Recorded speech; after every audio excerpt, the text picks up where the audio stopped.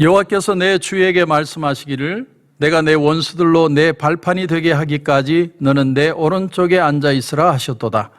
여호와께서 시온에서부터 주의 권능의 귤을 내보내시리니 주는 원수들 중에서 다스리소서. 주의 권능의 날에 주의 백성이 거룩한 옷을 입고 즐거이 헌신하니 새벽 이슬 같은 주의 청년들이 주께 나오는도다. 여호와는 맹세하고 변하지 아니하시리라. 이르시기를 너는 멜기세덱의 소열을 따라 영원한 제사장이라 하셨도다. 주의 오른쪽에 계신 주께서 그의 노하시는 날에 왕들을 쳐서 깨뜨리실 것이라. 문나라를 심판하여 시체로 가득하게 하시고 여러 나라의 머리를 쳐서 깨뜨리시며 길가의 시냇물을 마심으로 그의 머리를 드시리로다. 아멘. 이 세상에는 두 종류의 사람이 있다고 생각을 합니다.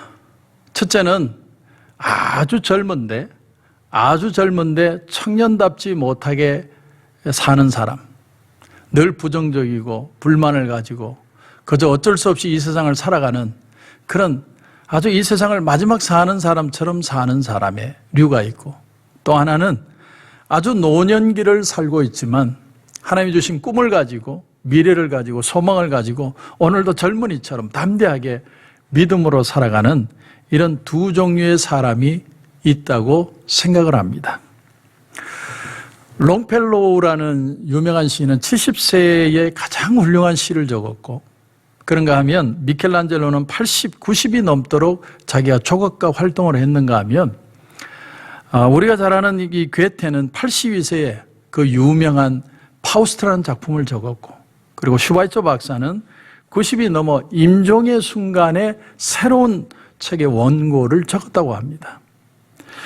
반면에 루터는 33살에 이 천주교를 향한 95개조의 항의문을 내서 종교개혁을 일으킵니다. 그런가 하면 칼빈이라는 신학자는 불과 27이라는 나이에 기독교 강요라는 전무후무한 작품을 기독교 강요를 만들어냅니다. 스폴전은 27살에 유명한 부흥사가 되었고, 그런가 하면 빌리 그레함 목사님은 세계적인 대부흥사가 되었던 나이가 25살이었다고 합니다. 리빙스턴은 23살에 아프리카 땅에 들어가서 30년 동안 주의 사역을 감당했다고 합니다. 제가 여러분에게 뭘 얘기하고 싶으냐면 그 사람들이 얼마나 나이가 들었냐, 얼마나 젊었느냐가 중요한 게 아니라 그들에게는 청년 신앙이 있었다는 것이죠. 마음속에 하나님의 소망, 꿈을 가진다는 건 내가 젊은 사람의 피를 가진 젊은 믿음을 가지고 있다는 걸 뜻합니다. 한번 왔다 가는 세상인데 참 내 인생을 소중하게, 아름답게, 기쁘게, 가치 있게 살아가는 사람이 있는가 하면 그냥 죽지 못해. 그냥 오늘이 지나면 내일이 오고 내일이 지나면 또 모레가 오고 그냥 살아가는 사람들이 얼마나 많은지 모릅니다. 우리는 어떻게 하면 참 젊은, 피가 끓는 청년의 신앙을 가지고 이 세상을 우리가 살아갈 수 있을까? 오늘 시편은 굉장히 우리에게 중요한 도전을 주고 있습니다. 오늘 이 시편은 왕의 대관식 같은 내용을 담고 있습니다. 왕이 이제 입장 안에서 왕이 되는 어떤 그런 행사를 치르죠. 대통령이 되려면 대통령이 되는 어떤 그런 연두 행사가 있는 것처럼 왕의 대관식. 그래서 애굽의 벽화를 보면요, 항상 그 왕이 있으면, 바로가 있으면 바로 옆에 신이 같이 있는, 신 옆에 바로가 있는 그런 그림을 그린다고 합니다. 왜냐하면 이 왕이라는 건 신적 권세를 받은 존재다. 그런 의미로 고대 애굽 벽화에 왕 옆에, 신 옆에 왕이 있는 그런 그림을 그렸다.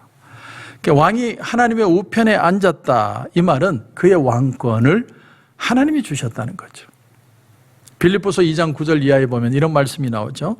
하나님이 그를 지극히 높여 모든 이름 위에 뛰어난 이름을 주사 하늘에 있는 자들과 땅에 있는 자들과 땅 아래에 있는 자들로 모든 무릎을 예수의 이름에 꿇게 하셨다. 그 말씀은 바로 이 시편 110편의 말씀이 인용된 것이죠. 그런데 오늘 이 본문을 통해서 제가 정말 강조하고 싶은 게 뭐냐면 바로 3절 말씀입니다. 3절에 보니까 어떻게 되어 있냐면 주의 권능의 날에 주의 백성이 거룩한 옷을 입고 즐거이 헌신하니 새벽 이슬 같은 주의 청년들이 죽게 나오는도다. 자, 왕의 대관식에, 자, 왕이 이제 모든 권위를 회복하고 왕으로서의 모든 일을 시작할 때 그의 백성들이 새벽 이슬처럼 나온다는 거예요. 주의 청년들이 새벽 이슬처럼 나온다. 전쟁의 날에 이제 전쟁을 하는데 그 왕의 백성들이 마치 새벽 이슬을 머금는 것처럼 그렇게 나오고 있다는 겁니다. 하나님께서 그의 백성들을 감동해서 이슬처럼 소망을 가지고 나오게 하고 있다. 오늘 여기 이 말씀 새벽 이슬 같은 주의 청년들이 죽게 나오는도다. 이 말씀을 원문으로 보면 아침의 모태에서 the womb of the morning, 아침의 모태에서 이슬이 나온다. 이렇게 표현을 합니다. 이 이슬을 의인화시킵니다. 새벽이라는 그런 모태가 있는데 그 새벽의 모태에서 이슬들이 나오고 있다. 그런 것처럼 아주 새로운 힘을 가지고 새로운 열정을 가지고 젊음의 힘을 가지고 그의 백성들이 젊은이들이 나오고 있다는 것입니다. 특히나 오늘 5절을 보면 5절에 주의 오른쪽에 계신 주께서 그의 노하시는 날에 왕들을 쳐서 깨뜨리실 것이라. 그의 노하시는 날이 어떤 날일까요? 심판의 날이죠. 하나님이 모든 걸 참고 기다리지만 이 코로나 사태의 모든 것들이 지금은 모든 것을 지배하는 것처럼 보이지만 하나님이 심판하는 D-Day가 있다는 거예요. 하나님이 그때까지 참고 기다리신다. 그런데 심판의 날이 되면 왕이 싸우는데 왕을 누가 돕냐면 하나님이 돕습니다. 그리고 그 왕이 또 누구를 돕느냐면 새벽 이슬처럼 나오는 자기 백성들을 오른편에서 돕고 있다는 거예요. 그 그림을 여기 시편이 표현하고 있는 겁니다. 그래서 고대 사람들은 전쟁을 나갈 때 자기 신이 그의 오른편에 있다고 믿었다고 그래요. 시편 121편에 보면 5절 이하에 여호와는 나를 지키시는 이시라. 여호와께서 내 오른쪽에서 내 그늘이 되시나니 낮에 해가 너를 상하게 하지 아니하며 밤의 달도 너를 해치지 아니하리로다. 내 오른쪽에서 내 그늘이 되시나니. 사랑하는 성도 여러분, 오늘도 하나님은 내 오른편에서 나를 돕고 계십니다. 특별히 예수 그리스도께서 십자가의 보혈의 능력으로 저와 여러분을 돕고 계시다는 거예요. 그래서 우리는 오늘도 새벽 이슬과 같은 그런 파릇파릇한 젊은 생명을 가지고 오늘 하루를 살아갈 수 있다는 겁니다. 그래서 우리는 이 세상을 살면서 지는 게 아니라 이기는 삶을 살아갈 수 있게 된다는 것이죠. 이스라엘은 원래 아주 작은 나라입니다. 다윗 왕국 역시 대단하다고 그러지만 다른 큰 강대국에 비하면 아무것도 아닌 나라입니다. 이 다윗과 솔로몬의 시대의 평화의 시대를 누렸던 유일한 이유가 뭐냐면 그 주변의 강대국들이 그때는 잠자고 있었기 때문입니다. 이스라엘은 항상 열국에 쌓여 있었습니다. 그런데 한 왕이 세상을 떠나고 새로운 왕이 등극을 하는데 그 왕이 등극을 하면서 얼마나 많은 마음의 두려움이 있겠습니까? 내가 새롭게 이 나라를 치리해가고 이 나라를 이끌어가야 되는데 내가 앞으로 이 나라를 어떻게 치리하고 또 전쟁을 어떻게 하고 어떻게 다스리고 어떻게 이 모든 것을 내가 해나갈 것인가. 그런데 하나님께서 바로 그때 시편 110편의 말씀이 내 원수들로 내 발판이 되게 하기까지 너는 내 오른쪽에 앉아 있으라. 다시 말하면 이 싸움은 내 싸움이 아니라 하나님의 싸움이라는 거예요. 우리가 지금 싸우고 있는 이 코로나 사태의 싸움은 내 싸움이 아니라 하나님의 싸움이라는 거예요. 내 원수가 내 발바닥에 발판이 될 때까지 하나님이 역사하셔서 무찌르시겠다는 말입니다. 내게 오는 두려움, 염려, 걱정들, 우리는 그것 때문에 주눅 들고 어떻게 하면 피해갈까가 아니라 하나님이 새벽 이슬처럼 우리에게 은혜를 부어주셔서 이 모든 것을 이겨내도록 만들어 주신다는 거예요. 그러니까 시련의 바람이 불어오면 시련의 바람으로 믿는 자들이 쓰러지는 게 아니라 시련의 바람이 오히려 새벽 이슬처럼 하나님의 믿는 자들이 일어설 수 있는 능력의 시간이 되도록 하나님이 그렇게 도우시겠다는 거예요. 베드로가 오순절 설교에서 바로 이 시편 110편을 인용을 했습니다. 그리고 예수님의 부활을 설명을 하죠. 사도행전 2장 34절 이하에 보면 다윗은 하늘에 올라가지 못하였으나 친히 말하여 이르되 주께서 내 주에게 말씀하시기를 내가 내 원수로 내 발등상이 되게 하기까지 너는 내 우편에 앉아 있으라 하셨도다 하였으니 그런즉 이스라엘 온 집은 확실히 알지니 너희가 십자가에 못 박은 이 예수를 하나님이 주와 그리스도가 되게 하셨느니라. 그날 이 말씀을 듣고 3,000명이 회개하는 역사가 일어났습니다. 시편 110편을 인용한 거예요. 새벽 이슬처럼 일어나는 내 우편에 앉아있는 나를 도우시는 그 하나님의 능력이 내 원수로 발등상이 되게 하기까지 그 십자가의 능력이 예수 그리스도의 능력이 우리에게 진정한 힘으로 주 예수가 나타나셨다는 거예요. 그래서 요한복음 6장 63절에 보면 살리는 것은 영이니 육은 무익하니라. 내가 너희에게 이런 말은 영이요 생명이라. 여러분, 살리는 것은 영적인 것에서 일어나는 거예요. 육신적인 것, 내가 뭘 채우는 것, 무엇이 이루어지는 것으로 내 문제가 해결되는 게 아니라 모든 것은 영적인 데서 새로워지는 힘이 필요하다는 거예요. 여러분, 우리가 살아가는 삶은 다 대립의 삶처럼 보여요. 많이 가진 사람, 못 가진 사람, 또 많이 배운 사람, 못 배운 사람, 건강한 사람, 병든 사람, 나이 많은 사람, 젊은 사람. 그러나 우리는 이 속에서 어떻게 우리의 삶을 살아가야 할 것인가? 성경은 이런 삶을 또한 이렇게 표현을 했습니다. 엘라 골짜기로 표현합니다. 엘라 골짜기. 엘라 골짜기가 어디입니까? 바로 블레셋 군대와 이스라엘 백성이 대치한 곳이 바로 엘라 골짜기죠. 엘라 골짜기. 그 엘라 골짜기에 누가 나타납니까?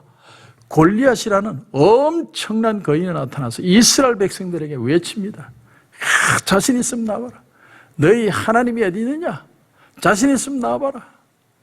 아무도 이스라엘 백성들이 두려워서 나가지 못해요. 벌벌 떨고 있습니다. 근데 그때 다윗이 뭐를 들고? 물맷돌 하나를 들고 나갑니다. 그러면서 이렇게 얘기합니다. 너는 칼과 창과 단창으로 내게 나오니와 나는 만군의 여호와의 이름 곧 네가 모욕하는 이스라엘 군대의 하나님의 이름으로 내게 나아가노라. 하나님이 나의 군대시요 하나님이 나의 능력이시기에 하나님이 내 오른편에 있기에 내가 이 돌리는 물맷돌은 하나님이 던지는 것이다. 그리고 달려가서 던졌는데 골리앗의 이마에 정확하게 맞고 그가 쓰러집니다. 다윗이 어려서가 아니라 다윗은 청년 신앙을 가진 사람이에요. 다윗의 마음속에는 하나님이 내 우편에서 나를 돕는다는 분명한 신앙이 있었다라는 말이에요. 사도행전 1장 8절에 보면 오직 성령이 너에게 임하시면 너희가 권능을 받고 예루살렘과 온 유대와 사마리아 땅끝까지 이르러 내 증인이 되리라. 성령을 받아야 됩니다. 성령을 받고 성령의 능력이 우리와 함께하면 우리의 가정도 우리의 교회도 우리의 모든 비즈니스도 다시 살아나는 역사를 경험하게 된다는 겁니다. 여러분, 우리의 삶이요 골리앗과 같은 그런 위협이 사실은 있습니다. 코로나 바이러스만 우리에게 그런 위협이 되는 게 아니라 많은 것들이 우리에게 위협으로 다가옵니다. 가정의 문제, 자녀의 문제, 또 이 사회에 일어나는 여러 가지 일들, 수많은 문제들이 우리에게 다가오지만 그들이 우리를 주눅들게 하지만 너희는 그냥 그렇게 우리를 주눅들게 하고 그렇게 나오지만 칼과 단창으로 나오지만 나는 여호와의 이름 예수 그리스도 이름으로 나아가노라. 우리는 오늘도 성령의 능력으로 승리하는 법을 배워야 됩니다. 새벽에 이슬처럼 새벽에 이슬을 낳는 것처럼 우리는 그렇게 주의 청년들처럼 다시 일어나야 합니다. 사랑하는 성도 여러분, 오늘 이 아침에 새벽이 이슬을 낳는 그 역사가 저와 여러분 가운데 일어나기를 원합니다. 다시 살아나기를 원합니다. 새로워지기를 원합니다. 그렇게 할 때만 우리에게는 소망이 있습니다. 이 어려운 시기에 믿음으로 다시 일어나고 다시 한번 내 우편에 주님이 계시다, 하나님이 계시다는 믿음으로 승리하시는 저와 여러분이 되시길 주님의 이름으로 축원합니다. 기도드리겠습니다. 하나님 은혜를 감사합니다. 오늘 주의 청년들, 주의 백성들이 새벽 이슬처럼 나올 것이라고 말씀을 했습니다.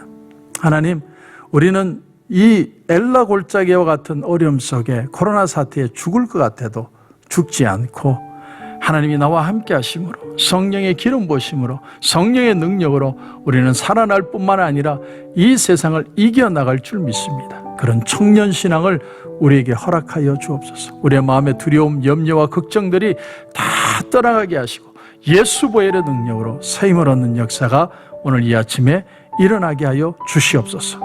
오늘도 기도하는 가운데 하나님 큰 은혜 주실 줄 믿고 예수님의 이름으로 기도드립니다. 아멘.